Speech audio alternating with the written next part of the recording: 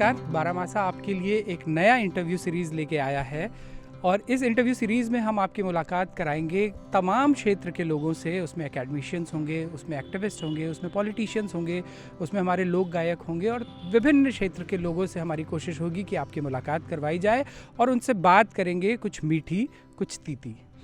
आज इस प्रोग्राम की पहले एपिसोड में हम आपकी मुलाकात जिनसे करवाने जा रहे हैं उनका परिचय बहुत विस्तृत है। कुछ लोग उनको उनकी कविताओं से जानते हैं, कुछ लोग उनको उनके साहित्य से जानते हैं, कुछ उनको उनके एक्टिविज़म से जानते हैं, कुछ उनको महिलाओं के लिए की गई एक लंबी लड़ाई की वजह से जानते हैं, कुछ लोग और कईयों के लिए वो प्रेरणा स्रोत हैं। वो कैंसर से जब सर्वाइव करके आई तो कईयों के लिए प्रेरणा स्रोत बनी।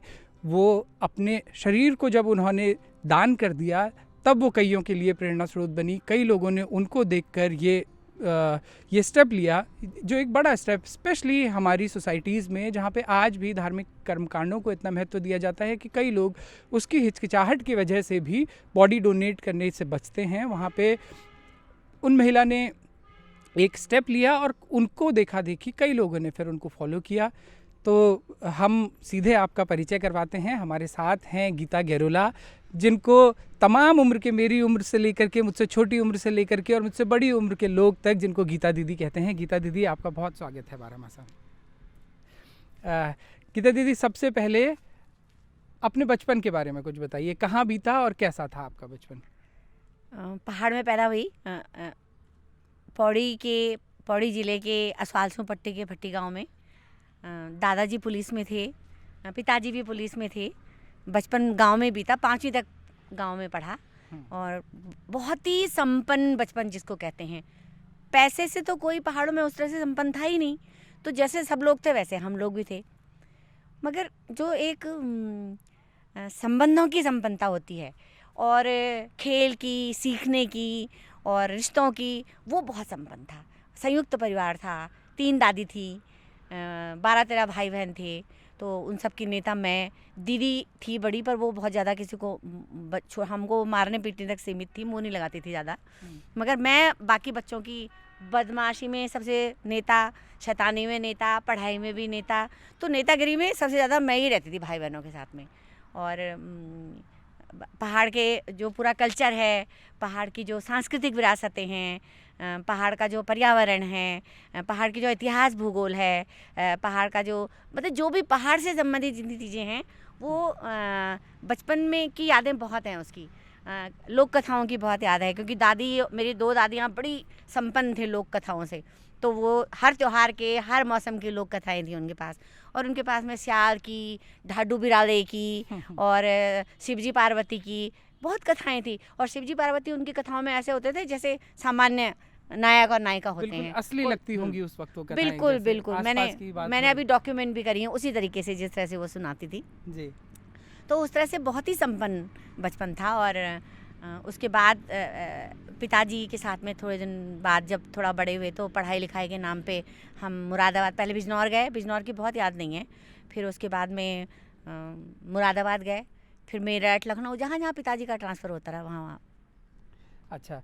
और मतलब पहाड़ों में देखा जाए तो आपका बचपन 5वीं क्लास तक बीता, उसके बाद कुछ समय के लिए पहाड़ों से बाहर चले गए, फिर वापस लौटना पहाड़ों की तरफ। हर गर्मी जिस दिन इम्तिहान होता था ख़त्म, उस दिन दादाजी आते थे लेने के लिए और दादाजी से बोलते थे कि कल अभी चलो। उस समय तो ऐसे बसें वसें कुछ चला नहीं करती थी, ट्रेन से आते थे हम मुरादाबाद से।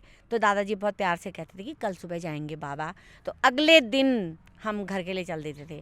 और जैसे स्कूल खुलेगा, उस समय हमारे टाइम पर 8 जुलाई को स्कूल खुला करते थे, तो स्कूल खुलेगा तो स्कूल खुलने से बस एक दिन पहले 7 तारीख को हम मुरादाबाद पहुँचते थे। उसके बाद की पूरी पढ़ाई फिर पहाड़ों से नीचे ही हुई? नहीं, मैंने एक बार और पहाड़ में, मेरी दादाजी रहते थे, मैंने 9th क्लास मौधार इंटर कॉलेज से किया। अच्छा। वो भी मेरा साल बहुत ही, जिसको कहना चाहिए एक जो विरासत की संपन्नता होती है उस तरह से वो पूरा साल गुजरा। अच्छा। सब लोगों के साथ में और नए तरीके से, थोड़ा बड़े किशोर वय में आने के बाद नए तरीके से पहाड़ को समझना और अपने लोगों को देखना, अपने पेड़ों को, अपने पौधों को, अपनी ज़मीन को, अपने जंगल को समझना, वो एक नई तरीके की समझदारी थी।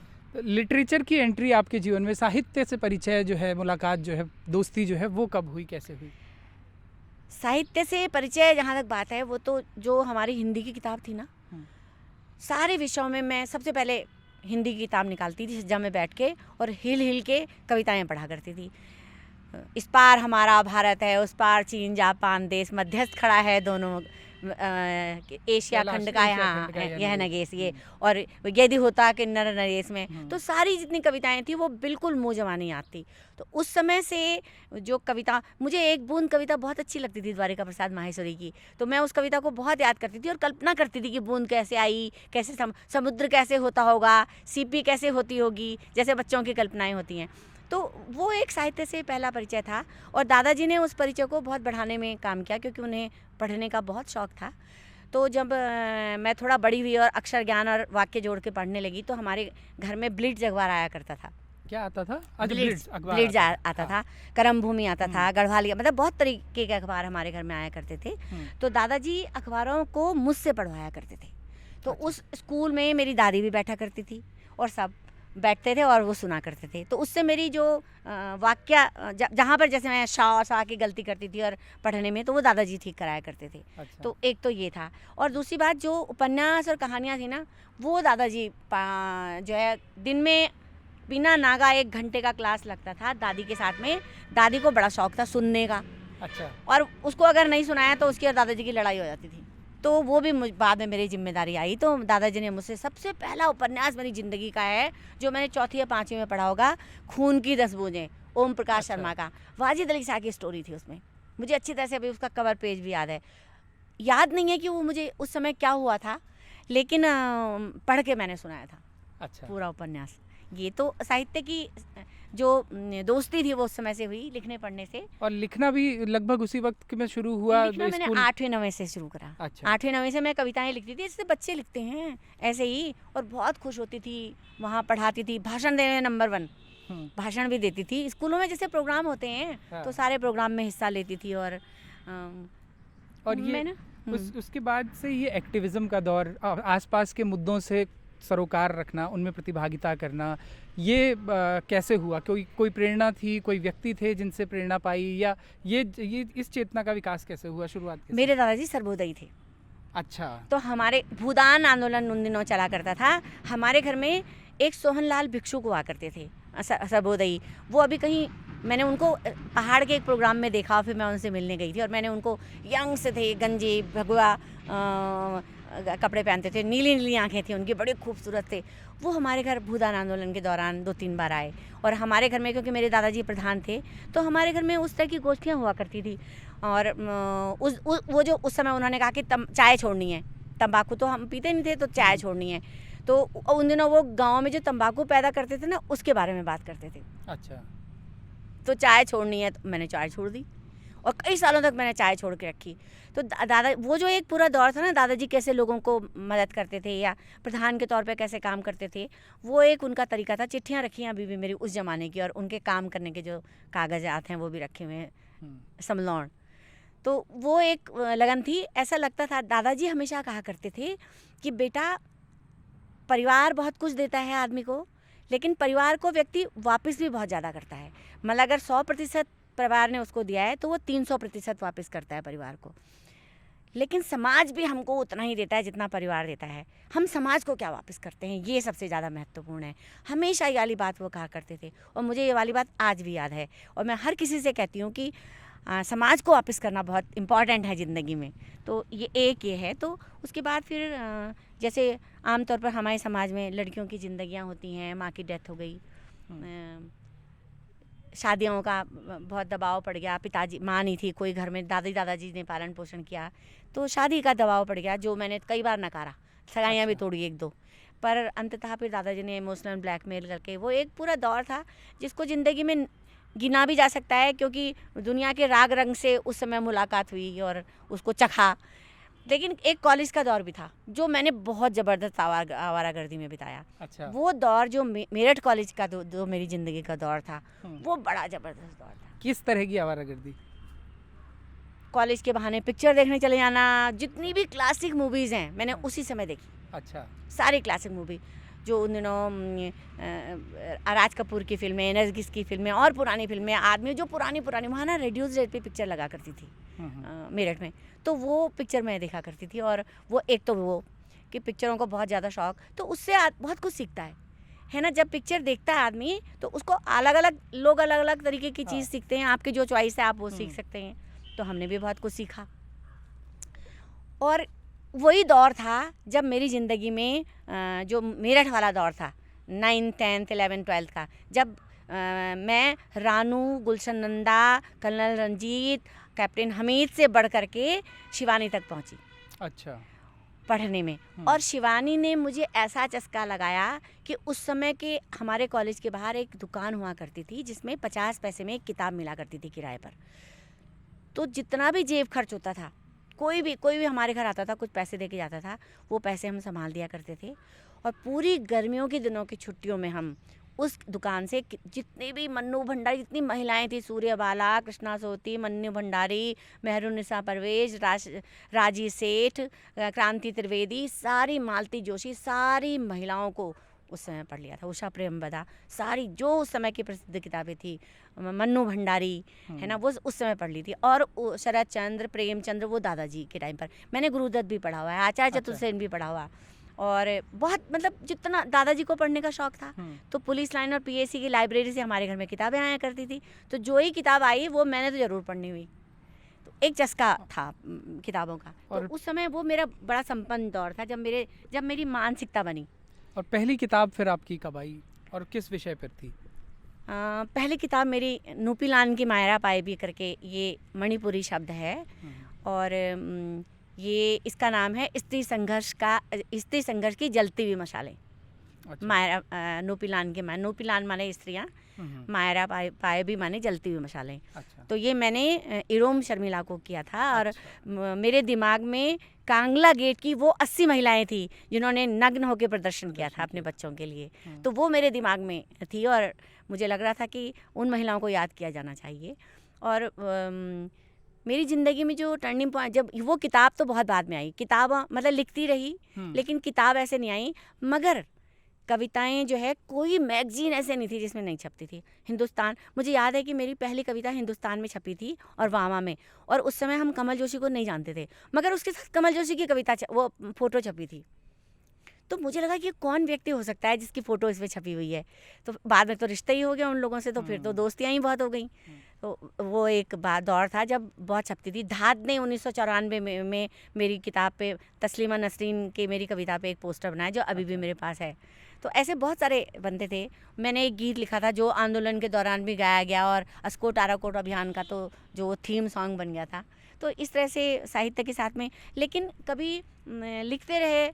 और अभी भी मुझे लगता है शायद एक बोरा भरा होगा उस समय का लिखा हुआ, पैड में लिखा हुआ, कॉपियों में लिखा हुआ, जो छांटने का टाइम नहीं है, मन नहीं होता है कई बार। और 2016 तक तो फुर्सत ही नहीं थी। उसके बाद फिर बीमार हो गई, फिर बस ऐसे ही हुआ। तो अब जो भी है वो सबसे पहले किताब अच्छा। कविताओं की छपी अंतिका प्रकाशन से, नूपीलान की मायरा पाएबी। अच्छा। और उसके बाद आंदोलनों का दीदी कौन सा, मतलब उत्तराखंड में तो महिलाओं की लगभग हर आंदोलन में बहुत बड़ी भूमिका रही, चाहे उत्तराखंड का आंदोलन हो या उससे पहले वन आंदोलन हो, गौरा देवी वाले आंदोलन हो।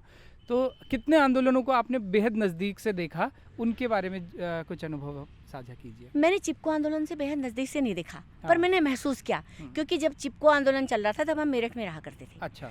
पर मेरे दादाजी कोई ऐसी न्यूज़ नहीं थी जिस न्यूज़ को पढ़ के नहीं सुनाते होंगे, और बताते थे कि कौन है वो। यहाँ तक कि वो ना हाँ, उस समय की एक घटना बहुत मज़ेदार है कि मैंने मेरठ में एक कहानी लिखी जो अलकनंदा दिल्ली से निकलने वाली पत्रिका उसमें छपी। अच्छा। और उस कहानी को पढ़ा प्रकाश पुरोहित जयदीप ने गोपेश्वर में, जो उस समय इंटर में पढ़ता था, मैं भी इंटर में पढ़ती थी। अच्छा। और उसने वहाँ से मुझे एक बहुत खूबसूरत पोस्ट कार्ड लिखा।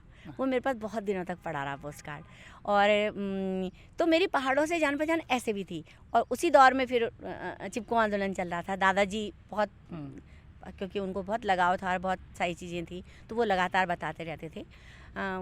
तो चिपको आंदोलन से उस तरह की नहीं थी, लेकिन चिपको आंदोलन का एक छवि एकदम दिमाग में थी। उसके बाद और क्या ना, मन के अंदर बहुत सारी चीज़ें रही होंगी कि क्या करना चाहिए, मगर रास्ते नहीं थे। फिर शादी हो गई। तो शादी के 1 साल 2 साल तो नहीं गिने जाएं तो ज़्यादा अच्छा है। पारिवारिक दृष्टिकोण से गिने जा सकते हैं, मगर वैसे तो मतलब सामाजिक तौर पे और सीखने के तौर पे वो बहुत ज़्यादा गिनती में नहीं है।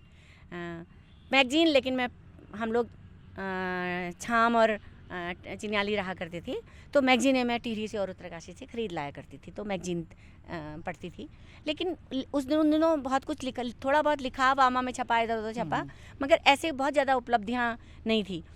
मगर सबसे बड़ी उपलब्धि क्या हुई कि उसी दौर में मैंने भुवनेश्वरी में, पता नहीं अंदर से ना एक खालीपन जैसा लगता था। अभी मेरी डायरियाँ अगर मैं पुरानी पढ़ती हूँ तो मुझे लगता है हर दिन मैंने लिखा हुआ है कि मेरी ज़िंदगी निरर्थक गुजर रही है, मेरी ज़िंदगी निरर्थक। मुझे ना शादी के बाद का शादी के बाद मुझे शादी के रिश्ते में सेटिस्फेक्शन, रिश्ते से नहीं, खुद से सेटिस्फेक्शन नहीं था। मुझे लग रहा था कि शादी तो सारी दुनिया ही करती है, तो फिर मैंने भी कर ली तो कौन बड़ी बात है, और ये कोई बड़ी बात नहीं है शादी करना, कुछ और करना चाहिए, मगर क्या करना चाहिए ये समझदारी नहीं थी। तो एक दिन अचानक भुवनेश्वरी महिला आश्रम स्वामी जी को एक चिट्ठी लिखी, उनके यहाँ पर्यावरण शिविर था। तो स्वामी जी ने मुझे जवाब दिया, अभी भी चिट्ठी रखी है मेरे पास, कि तुम अपने लिए 3-4 दिन का राशन ले करके, आटा दाल चावल नमक तेल लेकर के और आ जाओ। मैं पर्यावरण शिविर में पोटला बांध के राशन पानी का भुवनेश्वरी महिला आश्रम अंजनी सैन गई। अच्छा। और वो मेरी ज़िंदगी का जैसे लगता ना, जाने के दिन भी रात भर नींद नहीं आई, और उस पूरे दौरान भी मतलब मुझे ऐसा लग रहा था कि ऐसा कौन सी दुनिया है जो मुझसे छूट गई थी, मेरे पास नहीं थी। और फिर वो एक बात थी। उसके बाद 2 साल बहुत ख़राब भी थे, और इन 2 सालों में मैं बहुत आश्चर्यजनक बात बताऊं मैं तुमको कि मैंने शिशु मंदिर में नौकरी करी, और मैंने संघ को राष्ट्रीय स्वयंसेवक संघ और उनका जो पूरा शिक्षा का पूरा जो स्ट्रक्चर है उसको अंदर से देखा, नज़दीक से देखा, बहुत नज़दीक से देखा। जब आप इस ऊहापोह से गुजर रहे थे शादी के बाद वाली, तो क्या आप अपने पार्टनर से शेयर कर पा रहे थे, उनसे बता पा रहे थे? नहीं। हमारे मुझे पता नहीं है, तुम लोग नई पीढ़ी के लोग हो, तुम लोग शेयर करते होगे। हमारी पीढ़ी में मुझे लगता है 99% लोग केवल ये शेयर करते होंगे कि खाना क्या बनाना है, प्रेम में कुछ शेयर करते होंगे, और क्या कहते हैं कौन सा खाना बनाना है, रिश्तेदारों में क्या देना है, कौन आ रहा है। लेकिन इस तरह की चीज़ें मुझे लगता है कि मेरे जो हस्बैंड हैं उनको इस तरह की चीज़ों में उनका पूरा मेरे ससुर थे वो आरएसएस के वो बड़े थे, तो उनके पूरे घर में उस तरह का माहौल था, बहुत ही ट्रेडिशनल। और मुझे लगता है उनको महिलाओं से जो अपेक्षाएं होती हैं वो ये वाली अपेक्षा तो कभी नहीं रही कि मैं कुछ शेयर करूं, या उन्होंने कभी पूछा, या मैंने शेयर करने की कोशिश भी नहीं। मुझे लगता था कि पत्थर पे पानी क्या डालना है, इसने तो फिसल ही जाना है। अच्छा। हाँ, ऐसे तो कभी नहीं करा। अच्छा। उसके बाद दीदी महिलाओं के साथ में जो आपने मतलब जिस तरीके से काम हुए पहाड़ में, अगर आप पिछले 22 सालों में देखते हैं उत्तराखंड राज्य निर्माण की यात्रा को, तो आप कैसे देखते हैं इसको कि मतलब महिलाओं ने जिस बुलंदी से आंदोलन में घर घर की महिला लीड करते हुए निकली थी, कितना पाया, कितना नहीं हो पाया, या कुछ ऐसा भी नहीं है कि सब नेगेटिव ही हुआ हो, कुछ पॉजिटिव हुआ, मतलब आप उसको किस पर्सपेक्टिव में देखती हैं? पहले तो मैं ये बता दूं कि मेरे को जो दृष्टिकोण तुम पूछ रहे हो मुझसे, उस दृष्टिकोण को डेवलप कैसे हुआ, मतलब क्यों अगर मुझसे पूछ रहे हो तो उस दृष्टिकोण को डेवलप कैसे हुआ। मेरी ज़िंदगी में एक टर्निंग पॉइंट आया 88 में। 86-87 में मुझे उत्तरा महिला पत्रिका से जुड़ने का मौका मिला। तो उत्तरा के लिए इंटरव्यू करने के लिए मैं टिहरी में ठक्कर बापा छात्रावास में गई हुई थी, भवानी भाई जी को इंटरव्यू करने के लिए, जो चिपको के साथ में जो पैरेलल शराबबंदी आंदोलन था उनके बहुत बड़े वो थे नेता। तो जब मैं भवानी भाई जी से इंटरव्यू कर रही थी तो वहाँ पर बिहारी भाई जी बैठे थे, जिनको मैं नहीं जानती थी। तब तो मुझे संस्थाओं के बारे में कुछ पता नहीं था, दुनियादारी के बारे में, घर के अंदर उस तरह का माहौल नहीं था, ससुराल में उस तरह का माहौल नहीं था, औरतों के साथ इस तरह की बात। और मेरे जैसे लोगों को बहुत सारे शायद उस समय नहीं भी बता रहा होगा, बहुत सारे लोगों को मैं शिकायत क्या करूँ, है ना, माहौल ही ऐसा था। तो मुझे बिहारी लाल जी दिखाई दिए, लोक जीवन विकास भारती में जो वहाँ चलाते थे बूढ़ा केदार में। उन्होंने दलितों का बीच में बड़ा ज़बरदस्त काम किया उस पूरे इलाके में। ये 88 की बात है लगभग, ये 89 की बात है, ये 89 सितंबर अक्टूबर की बात होगी। तो वो बैठे हुए थे वहाँ बगल में। तो उन्होंने मुझसे कहा कि बहन आपका नाम क्या है, तो मैंने बताया। तो उन्होंने बोला कि एक महिला समाख्या करके एक कार्यक्रम है, आप जुड़ोगे उससे। तो मैंने बोला मुझे क्या पता कि महिला समाख्या क्या चीज़ है ना। तो क्या कहते हैं, मैंने बोला कि देखती हूँ मैं, मुझे क्या करना होगा। तो उन्होंने कहा आपको गांव-गांव में जाना होगा। तो मेरे ना अंदर से फुलझड़ियाँ फूटने लगी इस बात को लेकर के कि मुझे गांव-गांव में जाने का मौका मिलेगा। तो मुझे बड़ी खुशी हुई। मैंने कहा हाँ मैं ज़रूर करना चाहूँगी, लेकिन पहले मैं अपने पति से पूछ लूँ। तो बिहारी लाल जी को ये बात मेरी इतनी पसंद आई ना कि मैं अपने पति से पूछ लूँ। उनको लगा कि ये ऐसी महिला हमको मिल गई महिला समाख्या के लिए जो बहुत ही परंपरागत और ट्रेडिशनल, बिना अपने पति की मर्जी के कुछ काम न करने वाली, और इस तरह की महिला मिल गई।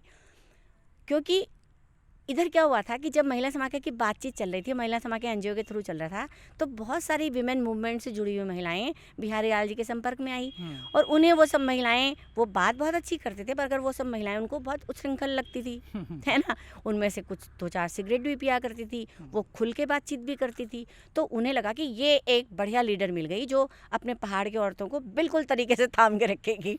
तो मैंने कहा, अब मैंने कहा अपने पति से कि भाई मैं जाना चाहती हूँ। तो उन्होंने कहा कि कितने दिन जाना? मैंने कहा 5-7 दिन के लिए जाऊंगी। मुझे पता नहीं था कि महिला समाख्या क्या है। मैंने कहा 5-7 दिन के लिए जाऊंगी महीने में, और वो लोग मुझे, उन्होंने कहा है कि वो आने जाने का किराया देंगे। तब तक कुछ नहीं पूछा था। हाँ, अच्छा। उसके बाद चल दी। उसके बाद जो मैं सबसे पहले, मेरे साथ पता कौन गया था गाँव में? लक्ष्मी आश्रम से डेविड भाई, अच्छा, और कामेश्वर प्रसाद बहुगुणा, मुकेश बहुगुणा के पिताजी, कामेश्वर प्रसाद बहुगुणा, डेविड भाई और मैं और रमा दीदी। और सबसे पहले हम गए थे गोनगढ़। अच्छा। 25 किलोमीटर पैदल चल के। और मेरी ज़िंदगी का टर्निंग पॉइंट था। अच्छा। उसके बाद मैंने कभी पलट के नहीं देखा। महिला समाख्या ने मुझको खूब चूसा होगा, पर मैंने भी महिला समाख्या को भरपूर इस्तेमाल करा। मैंने महिला समाख्या कार्यक्रम के अंदर जो पल होता ना, वो पल का 100वां हिस्सा भी पकड़ के अपनी ज़िंदगी में शामिल किया। और ये घर पे आप बोल के पूछ के गए थे या बता के गए थे कि 5 दिन के लिए जा रही हूँ? कितने दिन लग गए थे उसमें? 5 दिन के लिए जा रही हूँ बोल के गई थी, और उसके बाद 15 दिन बाद लौटी। और मुझे बिल्कुल इस बात की चिंता नहीं हुई कि मेरे को कोई क्या कहेगा। मेरे अंदर मैं ना थोड़ा निडर और दबंग तो थी पहले से ही, वो मेरे दादाजी की देन थी, है ना। मैं ना उस घर से बहुत परेशान हो रखी थी, ससुराल से। अच्छा। अपने रिश्ते से बहुत परेशान हो रखी थी। रिश्ते के अंदर से परेशान नहीं थी, रिश्ते की जो सराउंडिंग होती ना उससे परेशान थी। माने मेरी 3-4 साल शादी को गए थे, मेरा कोई इशू नहीं था, तो मेरे को बहुत ज़्यादा प्रेशराइज किया जा रहा था कि बच्चे नहीं हो रहे हैं। तो मैंने बहुत मतलब इस बात से बहुत फेडअप थी। मुझे लगता था मेरे अंदर कोई कमी नहीं है, फिर भी मेरे को एक कमी के मारे, जैसे हम महिलाएं ही शादी ब्याह में उसमें मुझे बहुत फील होता था। मैं ना उस घर को से निकलना चाहती थी। अच्छा। मुझे लगता था कि मैं इस घर से निकल जाऊं बस। मुझे मुझे रिश्ते से भी उस तरह का लगाव नहीं था। मुझे लगता था मैं इस जिल्लत से निकल जाऊं। तो मुझे जब महिला समाख्या में ना, मुझे लगा ये तो मेरे लिए स्वर्ग आ गया। आप एक एस्केप ढूंढ भी रहे थे। और बिल्कुल, और मुझे वो मिला, और मैंने उसको भरपूर इस्तेमाल करा, और मैं निकली। मैं रिश्ते से भी निकली, मैं घर की सराउंडिंग से भी निकली, और उसके बाद मेरा बेटा पैदा हुआ, है ना। तो क्या कहते हैं, जो ये वो मुझे मौका मिला। और आज अगर तुम मुझसे ये क्वेश्चन कर रहे हो कि उत्तराखंड, वो उस महिला समाख्या की दिन है, उस पीरियड की दिन है, उस कार्यक्रम की दिन है, और उन औरतों की दिन है जिन औरतों ने पत्थर को घिस करके और पैना कर दिया, वो उनकी दिन है। अच्छा, उसके बाद दीदी अब जब हम थोड़ा सा ना, एक इसी बहाने मेरे को याद आ गया, तो इस पे भी बात करेंगे। ह्यूमन ट्रैफिकिंग पे उत्तराखंड में बहुत कम लोगों ने बात की है, और जबकि ये एक बड़ा मुद्दा है। आपने बहुत नज़दीक से देखा है महिलाओं के साथ काम करते हुए। तो जिन ऑडियंसेस को हमारी ये पहली बार जो सुन रहे होंगे कि उत्तराखंड में भी महिला ट्रैफिकिंग होती है, बच्चों की ट्रैफिकिंग होती है, बहुत होती है। हाँ, उसका आप थोड़ा एक बताइए कि मतलब कैसे होती है, आपको पहली बार कैसे पता चला, और आपने तो रेस्क्यूज़ में और इन सब में भी काम किया है, तो उसके बारे में भी एक बार बताइए। मैं कुमाऊं से लेकर और गढ़वाल तक सबके पूरी जगहों के बारे में बात करती हूँ। ह्यूमन ट्रैफिकिंग के बहुत तरीके हैं हमारे यहाँ। शादी के नाम पे बहुत ज़बरदस्त ट्रैफिकिंग होती है। पहले कुछ इलाकों से पहले ऐसे होता था कि लड़कियों को ले जा, कुछ निश्चित जातें होती थी जिन जातों में से लड़कियों को ले जाया जाता था, उनको रेड लाइट एरिया में रखा जाता था, और उसके बाद में वो वापस आ जाती थी 20-25 की उम्र में, जब वो चुक जाया करती थी उस इलाके के लिए, और फिर वो आके यहाँ गृहस्थियाँ बसाया करती थी। मैं ऐसी बहुत सारी महिलाओं से मिली हुई हूँ, उनके घरों में गई हूँ, उनके साथ दोस्तियाँ करी हैं ऐसे बहुत सारे इलाकों में। और ये तमाम कुछ ऐसे पॉकेट्स थे कि उन्हीं क्षेत्रों से? कुछ पॉकेट्स में था ये, है ना। खास तौर मैं नाम नहीं लूँगी ना, अच्छा नहीं लगेगा उस इलाके का, है ना, क्योंकि वो भी हमारा हिस्सा है, तो अपने हिस्से, और वो भी हमारी बहनें हैं, तो क्या वो उनकी मजबूरी थी और उस समाज का हिस्सा था। तो क्या कहते हैं, लेकिन ह्यूमन ट्रैफिकिंग हमारे यहाँ शादी उस तरह से भी होती थी शादियों के नाम से बहुत ज़बरदस्त ह्यूमन ट्रैफिकिंग होती है। प्रेम में भी होती है कि दोस्तियां होती हैं, फिर उन दोस्तियों के नाम से चले जाते हैं, फिर उन लड़कियों को बेच दिया जाता है, ऐसा भी होता है। लेकिन शादी के नाम से होती है, और शादी के नाम से तो मैं पॉकेट्स गिना सकती हूँ कि कहाँ उसको। मैं अभी बिजनौर में गई थी, ठीक है, पिछले साल से बिजनौर में एक प्रोग्राम है, उसके तहत हम लोग गाँव में, मैं कंसल्टेंसीज करती हूँ। एक गांव में मुजफ्फरनगर के 35 लड़कियां पहाड़ी। अच्छा। हाँ, वो ट्रैफिकिंग की नहीं आई हुई हैं, वो शादी करके आई हुई हैं, अच्छे खासे ज़मीन जायदाद। 35 लड़कियां, एक आई होगी वो धीरे धीरे करके। और वो लड़कियां जो आपस में तो उनका पहाड़ी होने के नाते मेल है, पर उनका बोल चाल, रहना सहना, घूंघट, ऐसे खेती पाती। और उनके, अब वहाँ तो हमारे वहाँ तो इतने बड़े खेत नहीं होते जैसे मुजफ्फरनगर में होते हैं, उस तरह की चीज़ें होती हैं। घी दूध की नदियाँ, मेरे को इतने बड़े बड़े बोतल भर के मट्ठे दे दिए, दीदी तू ले जा, है ना। और जब मैं उस गाँव में गई तो उस गाँव में एक अलग तरीके का संगठन बना, क्योंकि वहाँ पर 35 औरतें गढ़वाल की थी और मैं सबसे गढ़वाली में बोल रही थी। लेकिन वो खुश थी अपने उस लेकिन मुझे वो मुझे ठीक ठाक, वो जो पूरा गांव है मुजफ्फरनगर का गांव जहाँ पर पैती, वो मुझे थोड़ा ठीक ठाक लगी। अच्छा। है ना। मैंने उनसे पूछा कि तुम ज़बरदस्ती आई, ऐसा नहीं हुआ होगा, निश्चित तौर पे उन लड़कियों के पैसे खाए गए होंगे। ठीक है। 2 तरीके से होते हैं ऐसे। एक तरीका ये होता है कि माँ बाप जो है वो कीमत लेते हैं और फिर उस कीमत में से आधी कीमत से शादी करके अच्छी तरह से बारात आती है, और सब पौड़े औड़ों को खिलाना, दाल भात होता है, थोड़ा बिस्तर बुस्तर दहेज वहेज भी दिया जाता है। एक तो वो होता है। दूसरा तरीका ये होता है, सॉरी मैं आपको बीच में रोक रहा हूँ, ये मेरा सवाल इससे ये आ रहा है दिमाग में कि जैसे आपने बताया कि पैसे लेते हैं शादी के इंतजामों के लिए, तो क्या आसपास का समाज ये नहीं देखता कि मुजफ्फरनगर से आ रही है बारात? देखते और हैं, मतलब देखते हैं तो लेकिन कोई कुछ नहीं बोलता है। अच्छा। यहाँ तक कि थलीसैंड से लड़कियां हैं, यमकेश्वर ब्लॉक की मैक्सिमम लड़कियों की शादी रुड़की के पास में मैंगलोर में हो रखी है। मगर उन दिक्कत तब होती है जब लड़कियां एक बार जाती हैं और वापस नहीं आती। हाँ, ठीक है। उसको, ये तो मैं कई जगह देख के आई, तो मुझे लगा चलो वहाँ भी उन्होंने, भाई हमारे समाज में क्या होता है, लड़कियाँ आती हैं, बाल बच्चे होते हैं, घर गृहस्थी चलाती हैं, घर का काम करती हैं। पहाड़ में भी उन्होंने यही करना था, यहाँ पर भी यही कर रही हैं। दीदी गन्ना छोलने जा रहे है ना, तो वो वही करती हैं वो, लेकिन संपन्न है, खाती पीती हैं। लेकिन कुछ लड़कियाँ ऐसी हैं जो आती हैं शादी करके, लेकिन उनकी वो लापता हो जाती हैं। और मुझे लगता है कि ट्रैफिकिंग का जो भी परसेंटेज होगा उत्तराखंड के अंदर, उसमें से कम 10% ऐसी लड़कियों का है। कम से कम बता रही हूँ मैं, ज़्यादा भी हो सकता है, कम से कम 10%। और वो जो ये जो गायब होती हैं, इनमें से एक की शिकायत हमारे पास आई थी। अच्छा। पूर्व इसके नौगांव से। अच्छा। हमने राज्य महिला आयोग के साथ मिल करके उस गांव में जिला पंचायत के प्रतिनिधि, वहाँ के जितने भी जाने माने लोग थे, उनके साथ मीटिंग करवाई थी और कहा था कि यहाँ से लड़की की ट्रैफिकिंग हुई है। तो उन्होंने उस लड़की को बुलाया हुआ था। तो जब उस लड़की तक सूचना चली गई, जब वो लड़की आई तो हमको पक्का पता था कि रेड लाइट एरिया में है। अच्छा, है ना। जब वो लड़की आई तो हमने उस लड़की से कहा कि भाई क्या बात दीदी, मैं तो ना मेरा प्रेम हुआ उस आदमी के साथ में और मेरे पति के साथ में, और मैंने शादी कर ली। तो तूने उस पति को कहाँ से देखा भाई, उस लड़के को? तूने तो यहाँ से बाहर, शहर से बाहर नहीं गई हुई है, तो कहाँ से आ गया? वो भी यहाँ काम नहीं करता था, तो कहाँ से प्रेम हो गया? उसका कोई जवाब नहीं था। और जितने लोग खड़े थे वहाँ पर, एक बहुत जाना माना व्यक्ति था जो समाज के अंदर बहुत ऐसे काम करता है, जो मतलब बहुत ही प्रतिष्ठित, पढ़ाने लिखाने का काम, वो व्यक्ति उस तरह की ट्रैफिकिंग में इन्वॉल्व है। अच्छा। और उस इलाके के लोग जानते हैं उसको। सारे लोग उस महिला की तरफ हो गए, किसी ने कोई गवाही नहीं दी। और इस लड़की ने खुद क्यों नहीं ये और बात बताई? कुछ नहीं बोली उस लड़की ने। मतलब डर रहा होगा या मुझे नहीं पता कि क्या था। लड़की सहमी हुई आई और मतलब ठीक ठाक कपड़े लगते तो अब आजकल बच्चे पहनते ही हैं, तो ठीक ठाक थी। और आकर के उसने बोला, और राज्य में सुशीला दीदी थी उस समय, मैं रविंद्र मंदवाल गई थी, डोमेस्टिक वायलेंस एक्ट के उस समय यहाँ पर थी, और मैं थी, और हमारे साथ पूरी टीम थी महिला समाख्या की, और वहाँ हमारे जो पत्रकार थे बहुत सारे, लेकिन कुछ नहीं निकाल पाए हम। अच्छा। और दीदी आपने ये भी देखा कि क्या जो बड़े पावरफुल पोजीशंस पे बैठे हुए लोग हैं, उनकी शहर रहती है वहाँ पर, तो वही आदमी ट्रैफिकिंग करवाता है, वो आदमी अभी भी वही है। अच्छा, है ना। उस इलाके में बहुत सारी लड़कियों की ट्रैफिकिंग। उस इलाके में क्या, आपने वहाँ नैनीताल में देख लो तुम, चंपावत में देख लो तुम, चंपावत में बहुत ज़बरदस्त ट्रैफिकिंग होती है। और ये आज भी है, और ये आज भी होती है। और ये शादी की आड़ में होती है। शादी की आड़ में बारात आती है, बारात जाती है, इतने दूर के लोगों से तुम्हारी जान पहचान कहाँ से लगी भाई, ये कोई बताने को तैयार नहीं होता।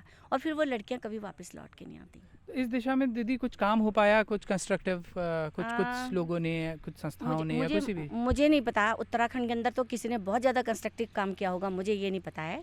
लेकिन एक बार हम लोगों ने, ऐसा था ना, हमारे पास रिसोर्सेज थे, हमारे पास वो एक प्रोजेक्ट के अंदर थे, तो एक बच्ची ट्रैफिक होके आई थी असम से। अच्छा, असम की बच्ची यहाँ आई थी। अच्छा, है ना, सर्कस के साथ वो बच्ची किसी ने हमारे पास पहुंचा दी, वो भाग गई थी सर्कस से। तो उस बच्ची को हमने बकायदा असम गवर्नमेंट के साथ मिलकर के और अपने यहाँ के गवर्नमेंट के साथ मिलकर के उसको हमने करवी आंगलांग, अच्छा, करवी आंगलांग की थी वो बच्ची। अच्छा, 12-13 साल की बच्ची थी, 2 बहनें थी वो। उनके माँ बाप को बुलाया, उनको आने जाने का किराया दिया, उनका रहने खाने का इंतजाम किया और फिर पूरे गवर्नमेंट के थ्रू उनको वहाँ भेजा। और उत्तराखंड का भी कोई ऐसा उदाहरण आपको याद आता है कि यहाँ की बच्चियों को जब रेस्क्यू किया गया हो कहीं से? उत्तराखंड की एक बच्ची मुझे हैदराबाद में मिली। अच्छा, है ना, मुझे हैदराबाद में महिला समाख्या का जो महिला शिक्षण केंद्र होता था जिसमें बच्चियाँ पढ़ती थी, उसमें जो वहाँ की एसपीडी थी प्रशांति, उसने कहा ये बच्ची पहाड़ की है। लेकिन उस बच्ची ने तो तेलुगु में ही बोला, वो पहाड़ी भूल गई थी। हाँ, वो छोटी चली गई थी ना, 7-8 साल की, और वो बिल्कुल हमारे पास आने को तैयार नहीं हुई। बहुत प्यार किया गढ़वाली में, समझ तो रही थी वो। हाँ, है ना, वो समझ रही थी। है ना, मैंने गढ़वाली में बोला, बसंती ने कुमाऊनी में बोला, हमने कहा कोई भी कहीं से भी आई होगी तो हमको अंदाज़ा लग जाएगा, लेकिन कहाँ से आई थी, क्या आई थी, कौन लाया था, कुछ पता नहीं, मगर वो महिला शिक्षण केंद्र में पढ़ रही थी। अच्छा दीदी, हम अब इंटरव्यू को रैप भी करेंगे कुछ बातें, लेकिन आपसे तो बहुत सारी बातें और जाननी है, लेकिन समय की हमारे पास थोड़ी सी पाबंदी है। तो आप अपनी जीवन यात्रा के साथ साथ उत्तराखंड में महिलाओं की जीवन यात्रा को भी जब आप एक बार को देखते हैं, तो कुछ बताइए कि कुछ पहाड़ी समाज में महिलाओं की अगर कुछ एडवांटेजेस हैं तो उनको भी आपने अगर महसूस किया हो कि यहाँ पे ये चीज़ अच्छी होती है, और कुछ आपने ये देखा हो कि यहाँ पे ये चीज़ बुरी है, महिलाओं पे काम ज़्यादा हैं। पहाड़ तो लगभग कहा ही जाता है कि पहाड़ पर महिलाएं मतलब महिलाओं पर पहाड़। तो आप कैसे देखते हैं उसे? और राज्य बनने के बाद, राजनीतिक तौर पे अगर देखें तो राज्य बनने के बाद महिलाओं की स्थिति में कुछ परिवर्तन, कुछ सुधार आपको नज़र आते हैं? मुझे लगता है कि मैंने तो जेंडर के लिए काम किया हुआ है, और वैसे भी मतलब मुझे ऐसा लगता है कि जो पहाड़ है ना, पहाड़ की अगर हम जेंडर के पॉइंट ऑफ व्यू से देखें तो सारे देश क्या, सारे विश्व से पहाड़ की महिलाएं कोई अलग नहीं है। पहाड़ की महिलाओं, हम बहुत बोलते हैं कि हमारे यहाँ महिलाओं को बहुत छूट है, वो पल्ला नहीं ओढ़ती हैं, वो जंगल में अकेली चली जाती हैं। अगर उनको भेजोगे नहीं तो करोगे क्या भाई? काम कौन करेगा? तो मजबूरी है तुम्हारी, तुम लद के जाओगे क्या साथ में अपनी बीबी के खेत में और जंगल में? तो फिर तुम भी करो काम, तुम ही कर लो, वो क्यों जा रही है? तो वो मजबूरी है। एक तो प्रवास, हमारे यहाँ से नौकरी के लिए जो प्रवास था और ही चीज़ों के लिए भी जो प्रवास हुआ, उसके कारण महिलाओं को ये छूट मिलनी थी, देनी ही पड़ी, मजबूरी हो गई देनी।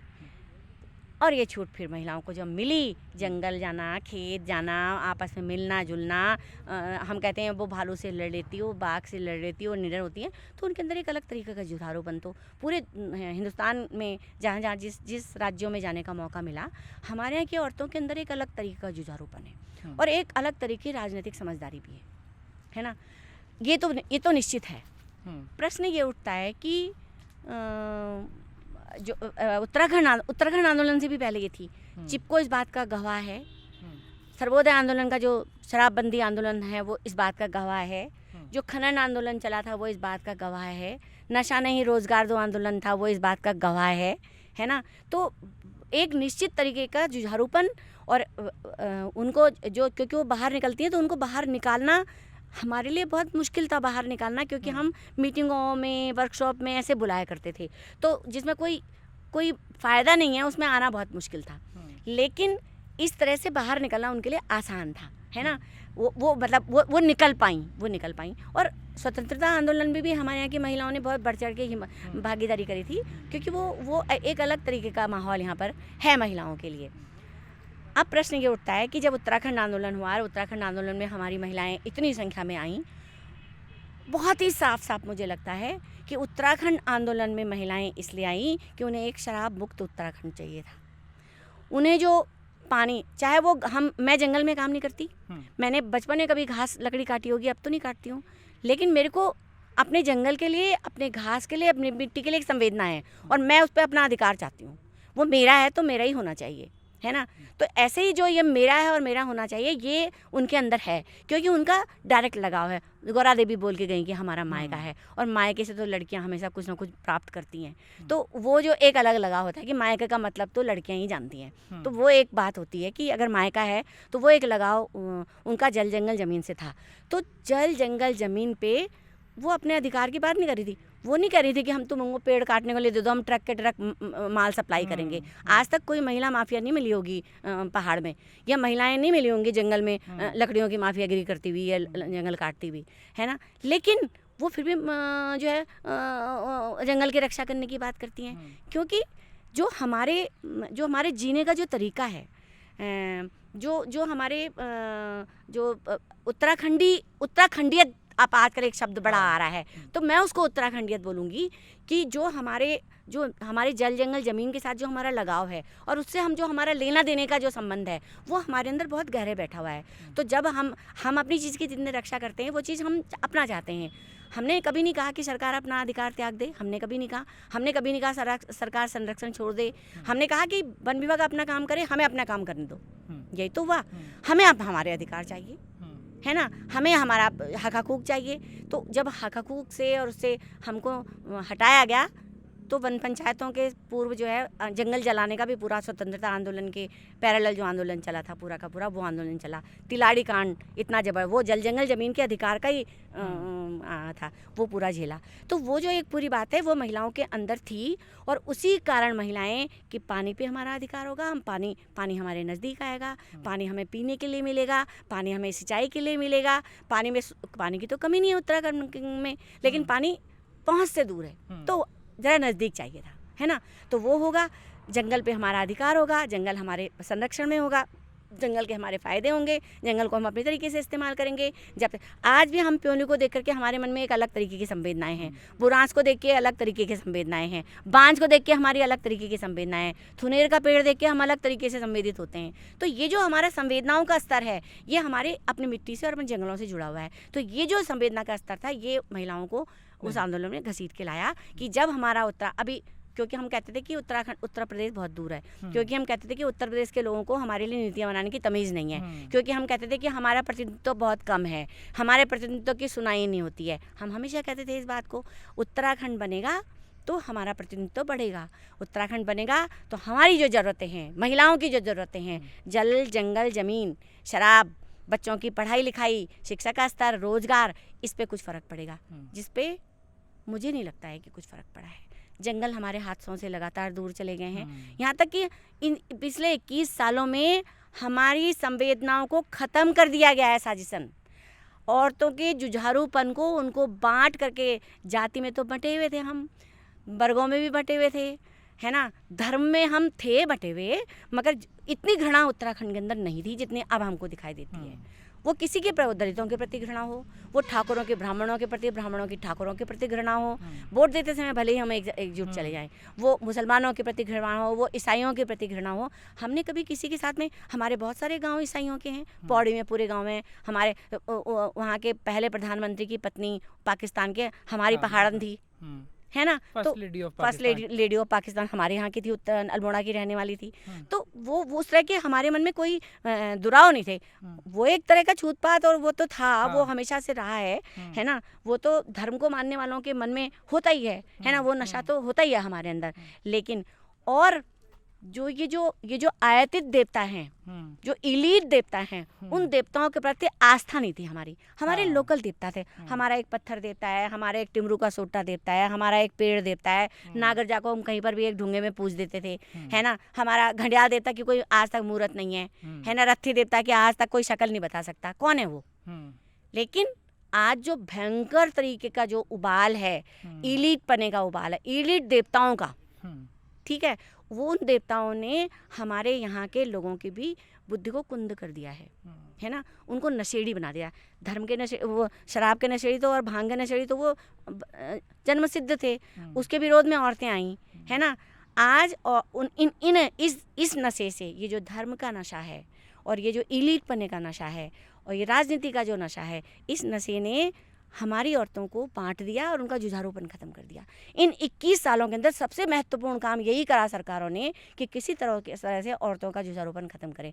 आज हम 4 महिलाओं को नहीं जोड़ सकते हैं। हाँ। आज हम जंगलों की बात करते हैं, हम वन पंचायतों का हमारा इतना बड़ा मोर्चा है, 5 महिलाएं उसमें वन पंचायतों की कितनी लड़ाई करी हमने वन पंचायत सरपंच बनाने के लिए।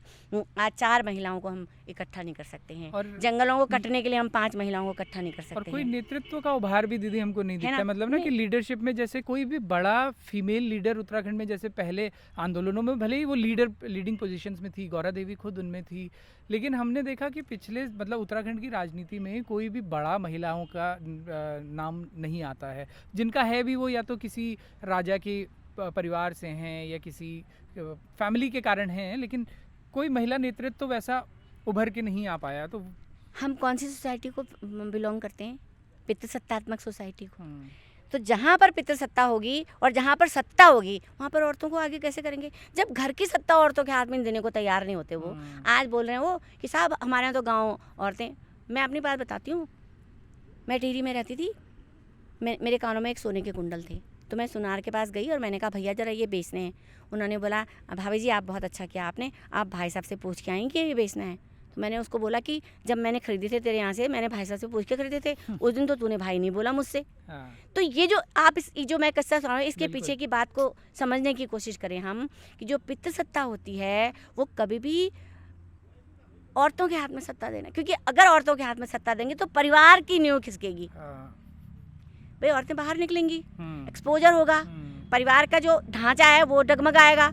उस ढांचे को तैयार कर, उस ढांचे को सपोर्ट करने के लिए हमने जो वाला सिस्टम है, दूसरा वाला जो पुरुषों का जो पूरा हमारा जो दायरा है और जो हमारे परिवार के और हमारे समाज के लोग हैं, हमने तो वो तैयार किया ही नहीं।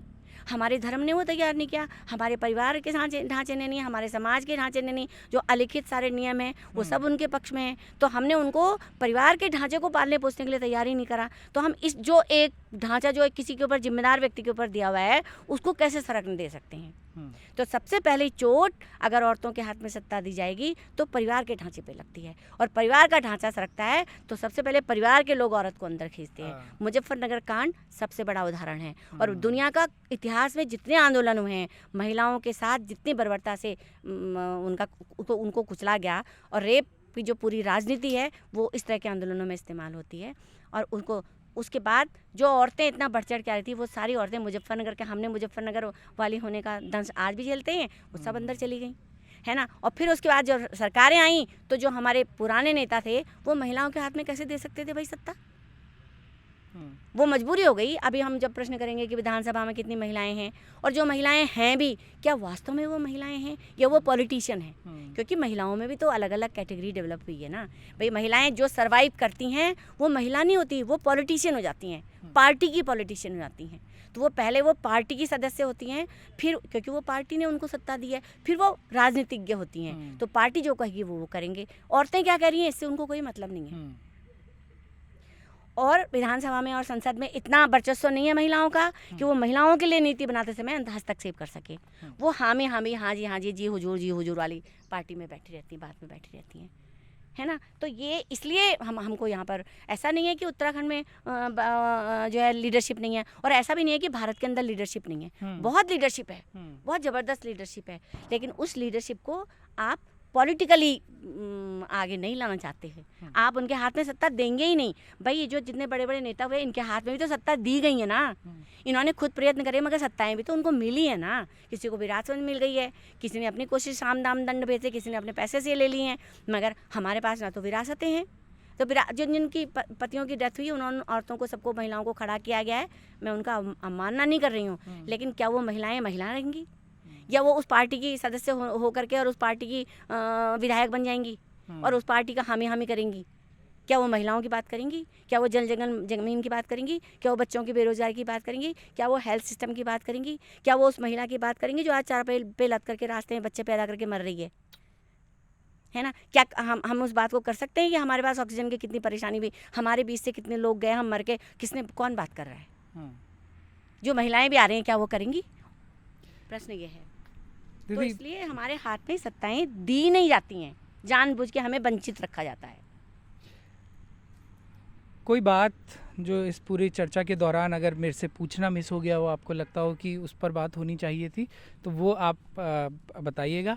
और आखिरी सवाल बस मेरा ये है कि बहुत लोग आपका जो पूरा जीवन है उसमें जिस तरह से आपने लीड किया है, महिलाओं के लिए जितने समय तक, लंबे समय तक काम किया, महिला समाख्या से गीता दीदी 1989 में जुड़ी थी और 2017 तक, जब तक महिला समाख्या चलता रहा तब तक उसके साथ में रही, और गांव-गांव में उत्तराखंड के कोने कोने दूरस्थ इलाकों में उन्होंने काम किया। बहुत लोग आपसे प्रेरणा पाते हैं और ये प्रेरणा भी पाते हैं कि आपने अपनी बॉडी डोनेट की। और मुझे याद है जब आपने डोनेट किया था तो आपने साझा भी किया था और आपने ये लिखा था कि मतलब कुछ और लोगों को इससे प्रेरणा मिले। और मैंने लिटरली ये भी देखा जिन लोगों ने प्रेरणा पाकर आपके बाद वो फॉर्म्स भरे और उन्होंने भी उस लीग को आगे बढ़ाया। ये आइडिया मतलब कब सोचा इस बारे में कि आपको ये करना चाहिए, और कितना डिफ़िकल्ट था परिवार वालों को, आसपास के लोगों को मनाना, अपने बेटे को मनाना या बाकी तमाम जो आपके क्लोज हैं उनको मनाना? पहले बॉडी डोनेट की बात करूँगी। मेरे लिए आज की तारीख में परिवार के अंदर, जबकि मैं बहुत पैट्रियार्कल परिवार में रहती हूँ, ठीक है, मेरे लिए कोई मुश्किल काम नहीं है, क्योंकि मैं किसी से पूछती ही नहीं, सीधी सच्ची बात है। मेरी बॉडी है ना, इसका दुख भी मैंने झेला, इसका सुख भी मैंने लिया, ठीक है, इससे काम भी मैंने किया। तो मैं अपनी चीज़ को, एक ही चीज़ तो मेरे पास है विरासत में, ना मेरे पास ज़मीन है, ना जायदाद है, ना पैसा है, ना कुछ है, ना मेरे नाम से बेटा है, ना कुछ है। मतलब समाज में ये भी बड़ी बात होती है साहब, फलाने के नाम से। तो मेरा शरीर है, मैं जिसको चाहे उसको दूँ भाई, इस पर तो मेरा अधिकार रहने दो। मैंने अपने बेटे को तैयार किया और अपने पति का कान पकड़ के सिग्नेचर करवाया कि तुम करो सिग्नेचर। कुछ नहीं बोला उन्होंने। अच्छा। उन्होंने चुपचाप सिग्नेचर कर दिया। मैंने इंद्रेश को, भार्गव को, और अब जितने साथी हैं, मैं आप तुमको भी बोलती हूँ कि जिस दिन मेरी डेथ हो गई और तुम्हें पता चलेगा, किसी माई के लाल को, उस परिवार के, कैरोला परिवार के किसी माई के लाल, मेरा देवर है, मैंने उसको भी वाला जो मेरा वसीयत है वो दे रखी है।